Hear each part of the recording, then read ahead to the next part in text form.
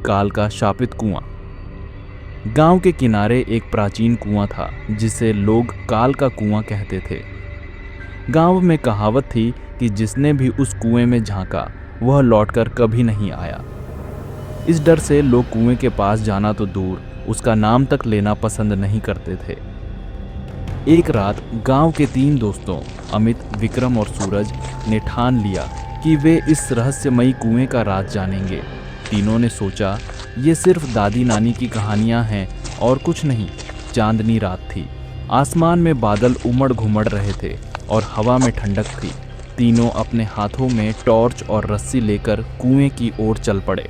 रास्ते भर सिर्फ झींगुरों की आवाज़ सुनाई दे रही थी। जैसे ही वे कुएं के पास पहुंचे, हवा अचानक तेज हो गई और आसपास की पेड़ पत्तियां सरसराने लगीं। कुएं के पास पहुंचकर सूरज ने मजाक में कहा, क्या यह वही कुआं है जिससे लोग डरते हैं? मुझे तो यह सिर्फ एक पुराना कुआं लगता है। अमित ने जवाब दिया, डरना मत, हम बस देखेंगे और वापस लौट आएंगे।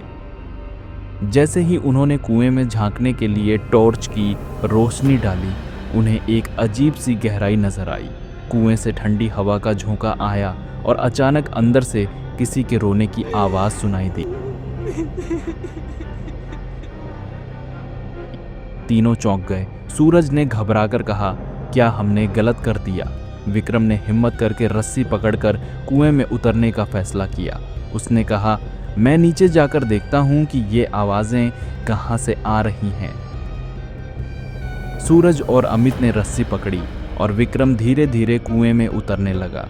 जैसे ही वह थोड़ा नीचे पहुंचा, उसकी चीख सुनाई दी, मुझे खींचो, जल्दी।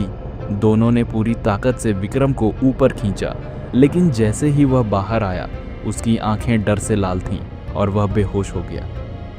विक्रम के हाथ पर गहरे निशान थे, जैसे किसी ने उसे खींचने की कोशिश की हो। तभी कुएं से एक डरावनी हंसी गूंजी। तीनों ने देखा कि कुएं से धुएं जैसी परछाई बाहर निकल रही थी।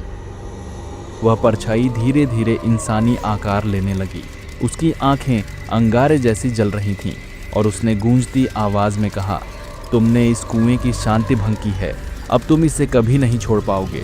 डर से तीनों भागे, लेकिन सूरज रास्ते में गिर पड़ा। जब अमित और विक्रम ने पीछे मुड़कर देखा तो सूरज वहां नहीं था, सिर्फ उसकी चीखें रह गईं। आज भी सूरज का कोई पता नहीं चला। गांव वाले कहते हैं कि काल के कुएं का शाप अब और भी ज्यादा भयानक हो चुका है। उस रात के बाद अमित और विक्रम ने भी कभी इस बारे में कुछ नहीं कहा।